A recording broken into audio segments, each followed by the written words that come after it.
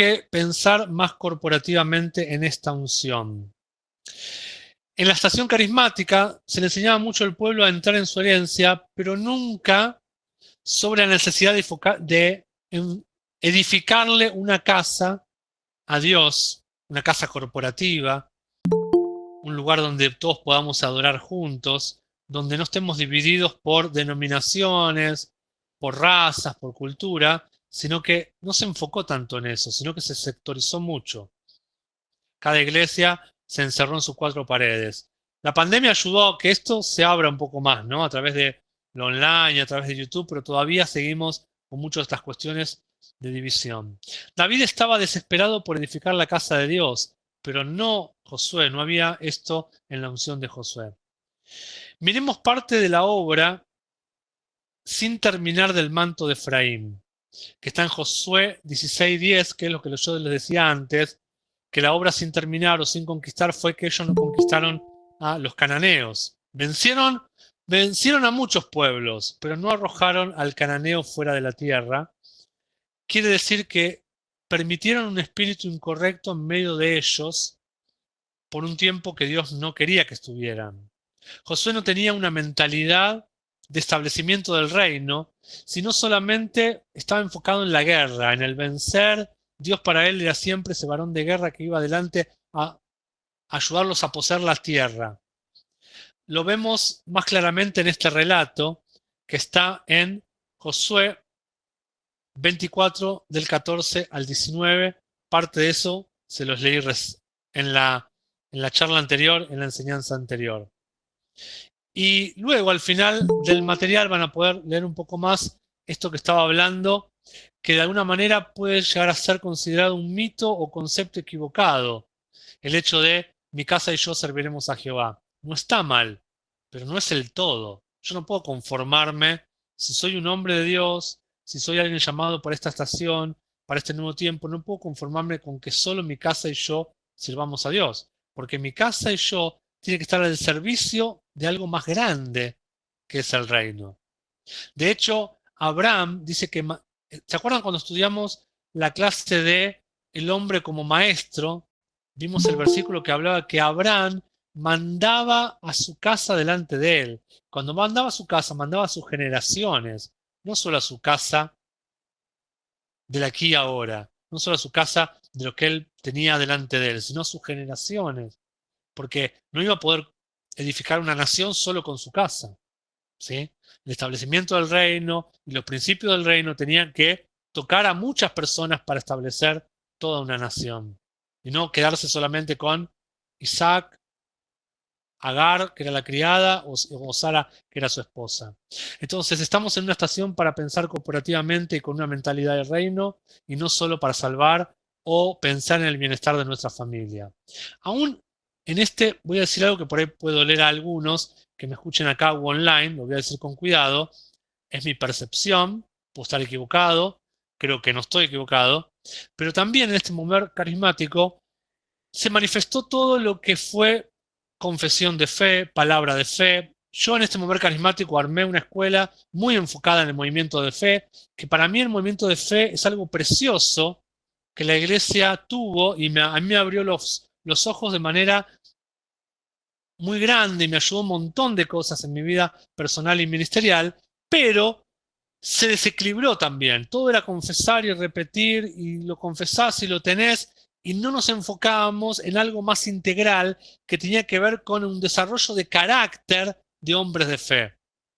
Como que se estaba muy enfocado y muy todo dirigido a que confieses bien, que hables bien, que des palabras declarativas sobre tus hijos, pero más que a enseñarle a tus hijos a dar palabra declarativa y vos hablarle palabra declarativa a tus hijos, que está correcto y que está bueno y que es necesario, necesitas edificarlos a ellos como hombres y mujeres de Dios, como hijos de Dios.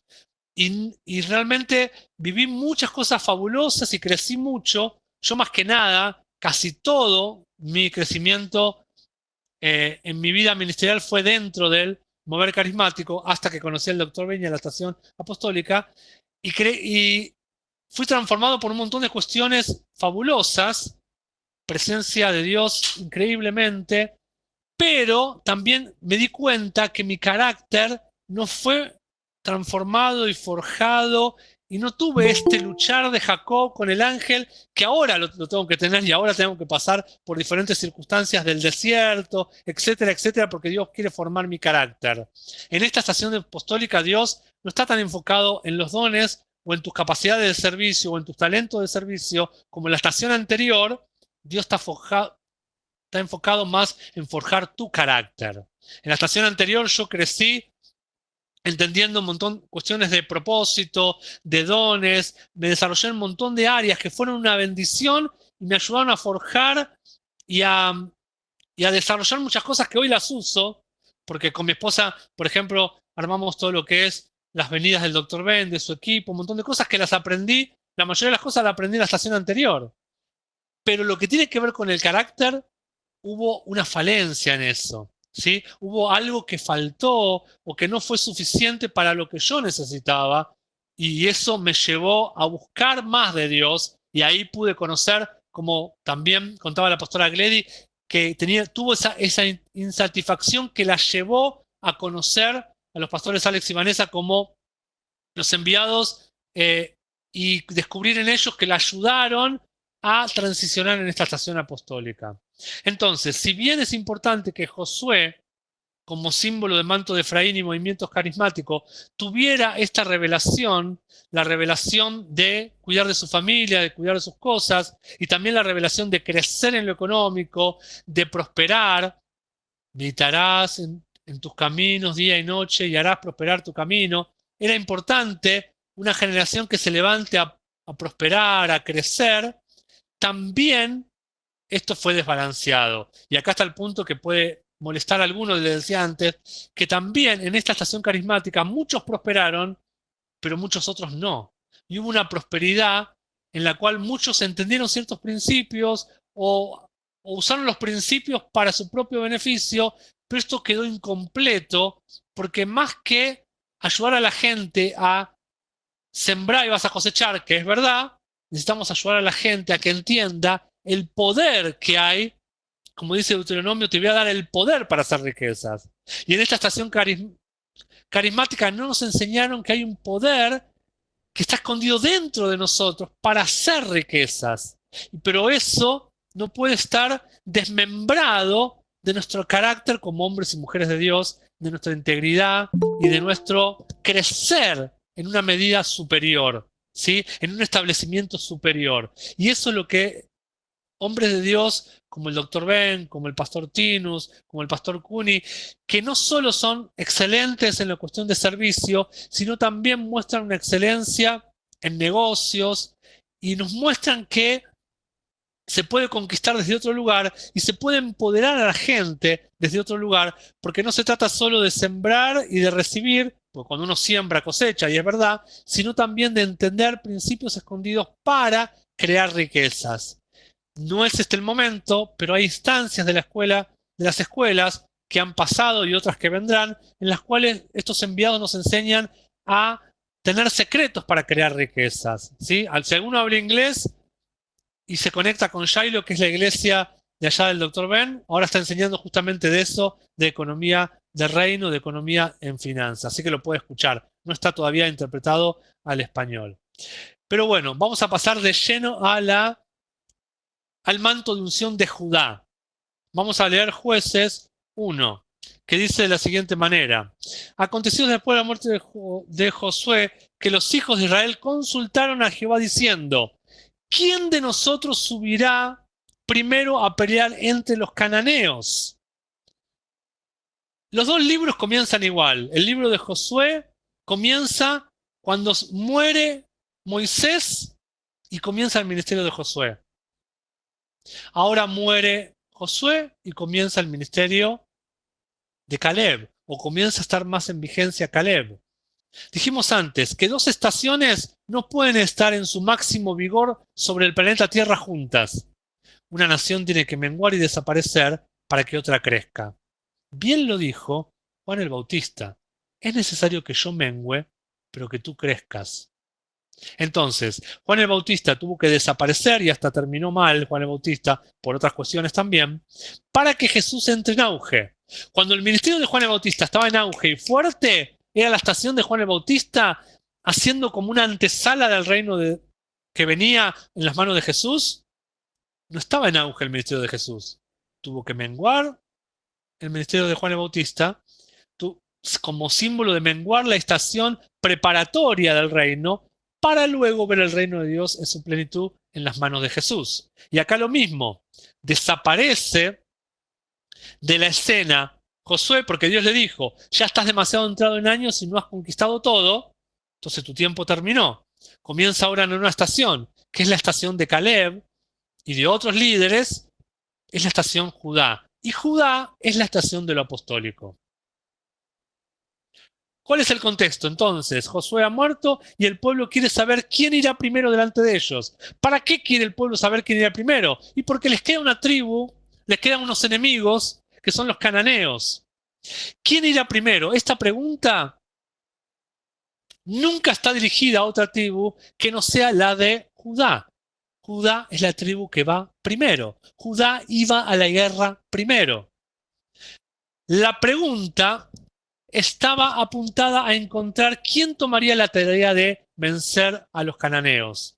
¿Sí? ¿Quién irá primero? Hay enemigos por vencer. ¿Quién irá primero a la guerra? Judá irá primero. Judá es un pueblo apostólico, por eso va primero. Los apóstoles van primero.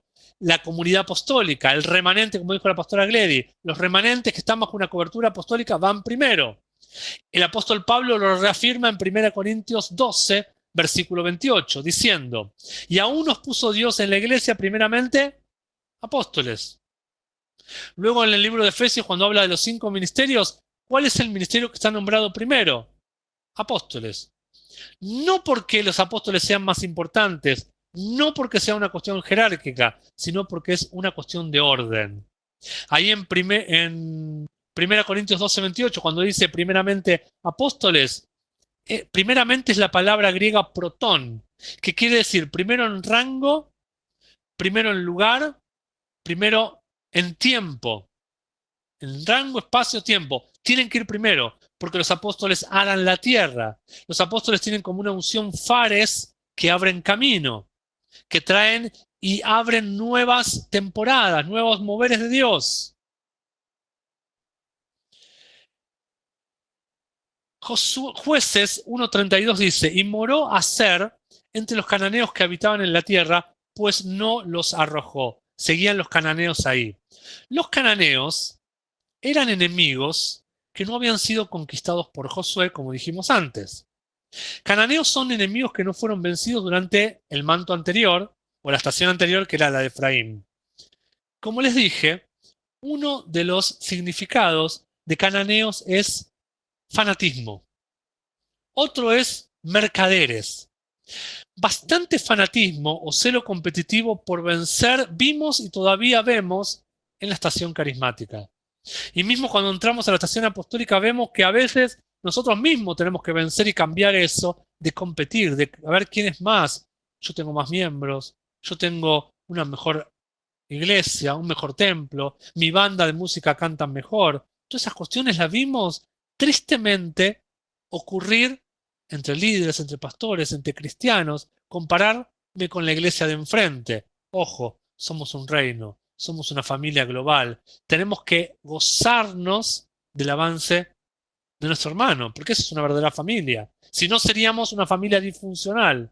Si yo digo, bueno, yo tengo pocos, pero el de la iglesia de no sé dónde también tiene poco y se le fueron un montón y se le enojaron, como se enojaron conmigo, bueno, me conformo. Bueno, no me va tan mal a mí solamente, le va mal al otro. Mal de muchos consuelo de tontos, dice por ahí el refrán. Eso no es una mentalidad corporativa y de familia. Las verdaderas familias se alegran con el avance de los hermanos. Entonces, repito, bastante fanatismo o celo competitivo, todavía aún por vencer vimos en la estación carismática. Y también se ve de que muchos hicieron de sus dones y su movimiento religioso un espacio para ganar dinero como mercaderes. Uno de los significados de cananeo, la tribu que Josué no venció, eran mercaderes. Y acá está el desbalance. Como Josué es líder de una estancia y de una estación que trae nuevamente la importancia de lo económico, de los emprendimientos, de crecer, de vuelta a la iglesia, como decíamos antes, cuando éramos chicos o en lo pentecostal, no importa si tenés dinero, si sos pobre mejor, más pobre más humilde, error, porque hay gente pobre muy orgullosa y hay gente rica muy humilde. Es bueno que haya una generación Josué que nos haga entender que es importante tener dinero, que es importante proveer para nuestra familia, porque dice que aquel que no provee para su familia es peor que un incrédulo. Es importante tener recursos porque el reino necesita recursos. Hoy necesitamos recursos. Para tener este celular que estás ahí conectado, para tener cámaras que tenemos para grabar las grabaciones de la escuela bíblica, para pagar, no sé, cuando pagamos publicidad para invitar a hermanos en otro lado, para todo se necesita dinero, pero necesitamos usarlo bien y no ser mercaderes que usamos nuestros dones para ganar dinero y luego lo manejamos de manera egoísta y no compartimos, no sembramos, no lo usamos para el beneficio del reino, sino para nuestros afanes y nuestro decir, bueno, yo tengo una iglesia con oro para que, no es que esté mal tener una iglesia con un altar de oro, pero lo tengo para que los demás vean cuánto tengo. ¿Sí? Esa es la parte incorrecta o de mercader que les quiero comentar, que se ha desbalanceado cierta parte de la iglesia. Entonces recordemos que Josué no llegó a completar la obra, tenían a los cananeos entre ellos, pero acá ingresa Caleb. Y Caleb era el compañero de Josué. Cuando los 12 espías entraron a mirar la tierra, hubo solo 2 que trajeron un reporte positivo. ¿Quiénes fueron? Josué y Caleb. Josué, líder del manto de Efraín. Y ahora a Caleb le toca su tiempo. Dice Números 13:30. Entonces Caleb hizo callar al pueblo delante de Moisés y dijo, subamos y tomemos posesión de ella porque más podremos nosotros que ellos. Caleb tenía autoridad. Cuando los demás empezaron a hablar cosas negativas, los 10 espías se comenzaron a decir las langostas y moriremos y no podremos vencer, no podremos contestar. Caleb se levantó y dijo, cierren la boca. Hizo callar al pueblo delante del líder de ese momento que era Moisés. Caleb tenía una unción apostólica. La unción apostólica sabe hablar y tiene un peso cuando habla alguien que tiene la unción apostólica. Y es escuchado. Ojo, se empieza a poner fuerte. ¿Eres escuchado? ¿Tenés gente que te escucha? ¿Tenés gente que te sigue? ¿Tenés gente que te obedece? Para obedecer primero hay que escuchar, porque ¿cómo voy a obedecer lo que no escucho? La unción Caleb es una unción que todos queremos tener, porque ¿quién no quiere ser escuchado?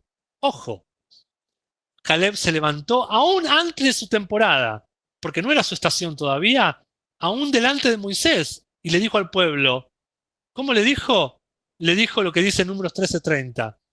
Subamos luego y tomemos posesión de ella, porque más podremos nosotros que ellos. No me importa la langosta, no me importan los enemigos. ¿Hay enemigos? Sí, por supuesto, pero nosotros podremos lograrlo.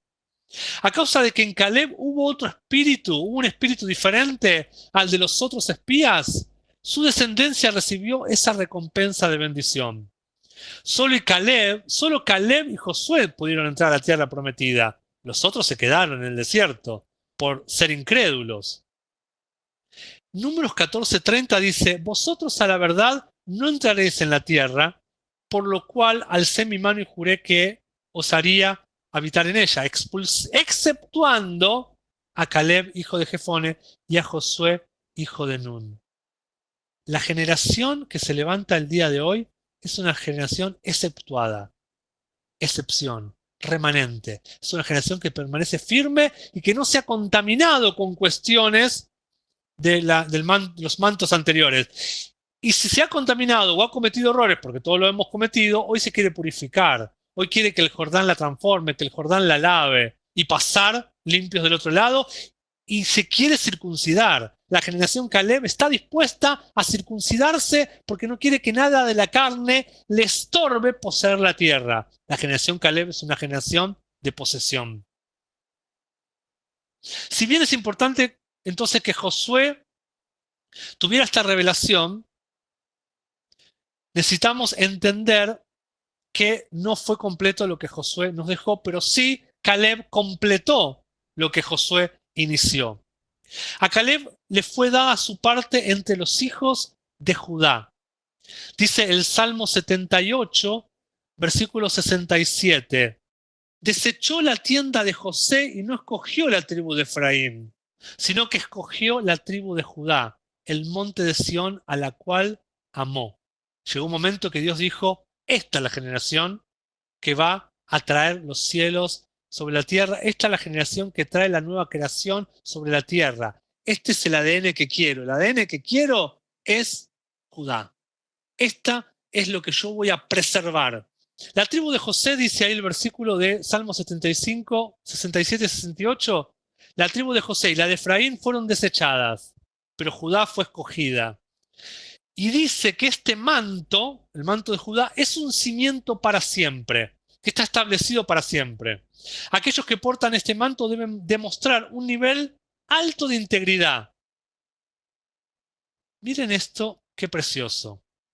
Dice la Biblia que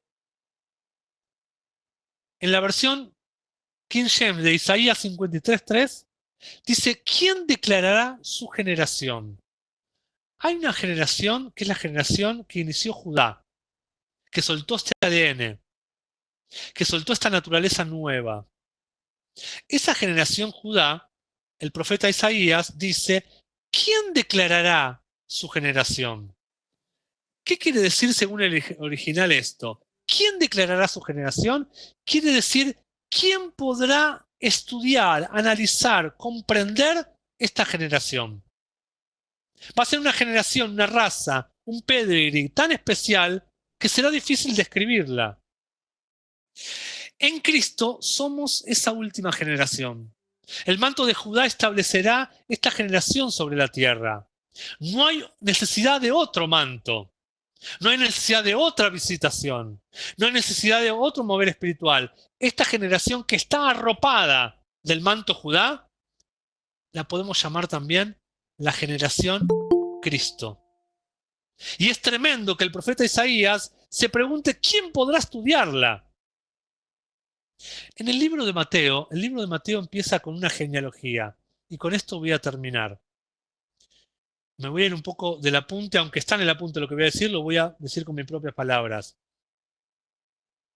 El libro de Mateo, muchos han dicho que empieza con una genealogía porque el libro de Mateo está dirigido a los judíos y era para conquistar el pueblo judío. Esto puede ser verdad, lo dicen los teólogos, pero hay algo más profundo. ¿Saben una cosa? En el libro de Mateo empieza con toda una genealogía para mostrarnos una raza divina, que es la raza Cristo. Es el pedigree Cristo. Vemos ahí toda la genealogía de cómo vino Jesús sobre la tierra y vemos dos características tremendas. Una característica es que hay hombres de Dios poderosísimos que se describen ahí como David, por ejemplo, que es alguien glorioso. Bueno, vemos a Obed, vemos a varios hombres hasta llegar a Jesús. ¿Sí? Pero también vemos mujeres gloriosas que aún no siendo hebreas fueron injertadas como Rahab y Ruth en esa genealogía. Porque esa genealogía no solo da a luz a Jesús en la carne, sino que también nos trae esta generación llamada la generación Cristo, la generación Judá o la generación 42.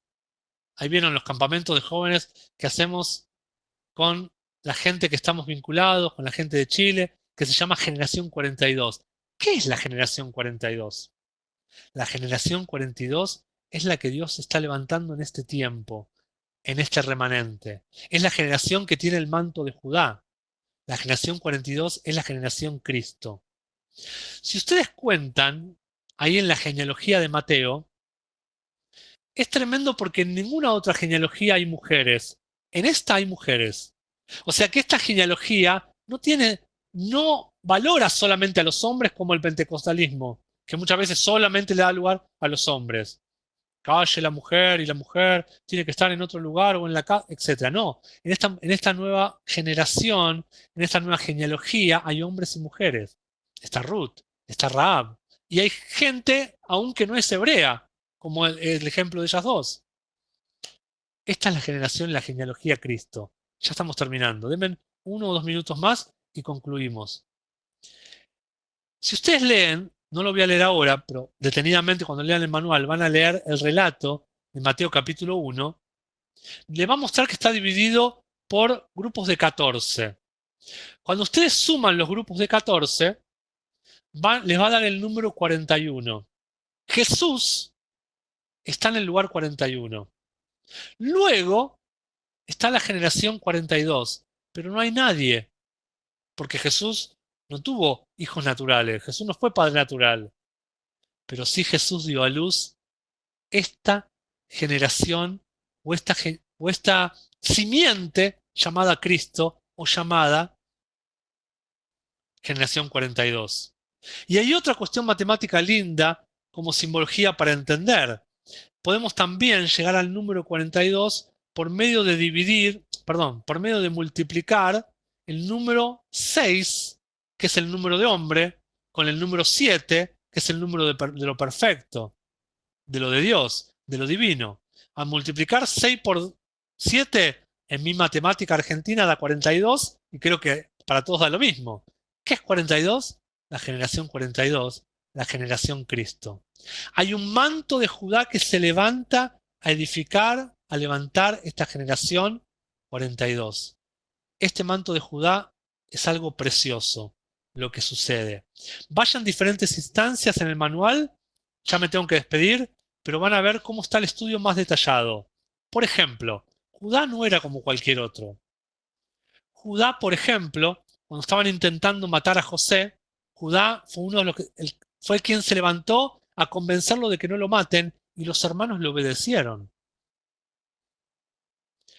La unción Judá es una unción que aún tu hermano, que está en igualdad o en equidad, te va a escuchar, porque hay liderazgo en ti, hay gracia en ti. Judá también se levanta como se levantó Caleb delante de Moisés, que era la estación anterior, a dar directiva. Lo escucha Moisés, lo escuchan los que estaban ahí en incredulidad. Y por último, también Judá dice que en una instancia vieron que Jacob, vieron cuando vuelven a José y había hambre, y José le dice, para ver que no son impostores, vayan y tráiganme a Benjamín. Pero cuando van a Benjamín, Jacob dice, no quiero darles a Benjamín, porque ya perdí a José, no quiero perder a Benjamín.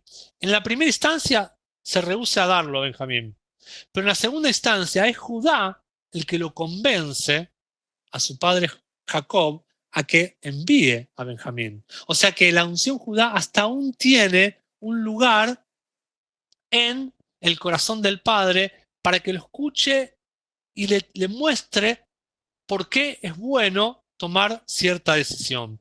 Pero ahora sí último, porque me olvidaba de uno, este sí el último. La unción Judá aún es una unción que Dios mismo escucha y que es una voz que Dios mismo escucha.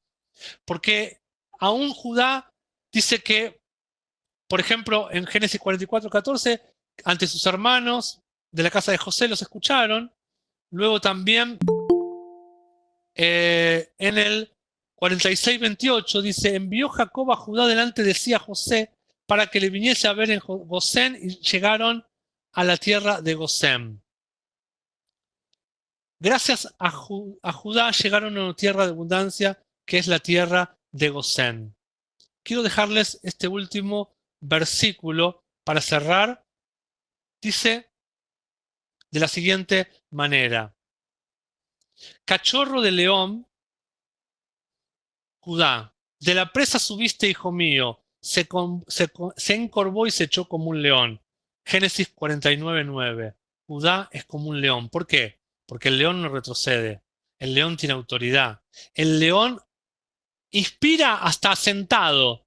Si alguno, yo tuve el placer de ir a Sudáfrica, el privilegio, cuando ves a un león, aún desde un lugar lejano te intimida, te causa autoridad. Su mirada es terrible. Un león tiene una visión especial, una autoridad especial. Esta unción Judá tiene esa forma de pararse y de posturarse. Esta unción Judá dice que Proverbios 25:2, las cosas secretas pertenecen al Señor, pero es gloria del rey escudriñar esas cosas secretas. Los reyes pueden escudriñar los secretos y los misterios. Y la unción de Judá es una unción de reino. Establece el reino. David estableció el reino. Y no le pudo edificar casa porque se la edificó Salomón, pero sí tenía en su corazón edificar casa. Pero David trajo el reino de Dios, el reino de Israel, a su lugar más alto que no se había visto en la historia. ¿Por qué? Porque en el corazón de él había reino. No era como Josué, que se quedaba solamente con cuestiones de guerra y con cuestiones de tener bien a su casa. El corazón de David estaba en edificar el reino de Dios, porque es una unción de Judá. Y Judá está conectado al reino, está conectado a la realeza. Pero también esta unción de Judá dice que Dios mismo la escucha. Y ahora sí es el último versículo. Deuteronomio 33:7. Y esta bendición profirió para Judá. Dijo así: Oye, oh Jehová, la voz de Judá, y llévalo a su pueblo. Sus manos le basten, y tú seas su ayuda contra sus enemigos. Es Moisés el que está profetizando acá, y de Judá está diciendo que habrá un hombre llamado Judá, pero también habrá una generación Judá que hasta Dios mismo la oiga. Y cuando Dios te oye, Dios hace lo que tú le declaras. Y ahí se ve una manifestación tremenda del obrar de Dios sobre la tierra. Se levanta una unción Judá en este tiempo. Me olvidé algo. Y la unción Judá también va a ser escuchada por gobernantes, porque es Judá el que le habla a José y José también lo escucha. Hasta tal punto que dice que después de hablar con Judá, se quebró y se puso a llorar y reveló quién él era, que él era el hermano de ellos. Eso lo provocó Judá. Se viene un tiempo tan fuerte en lo apostólico que Dios levanta un cuerpo corporativo y Dios levanta hombres y enviados que van a ser escuchados por los gobernantes de este siglo y de este tiempo. Perdón, nunca nos pasamos de horario, me pasé 7 minutos, nos vemos el próximo lunes a las 20 horas, horario Argentina. Los amo, estudien, fíjense que Samantha lo va a publicar en YouTube para que todo esto que sale grabado lo puedan volver a escuchar. Tienen que sacarle el jugo. A mí me llevó horas y horas y horas y muchas horas estudiarlo, así que no crean que lo van a poder comprender con solamente escucharlo una vez.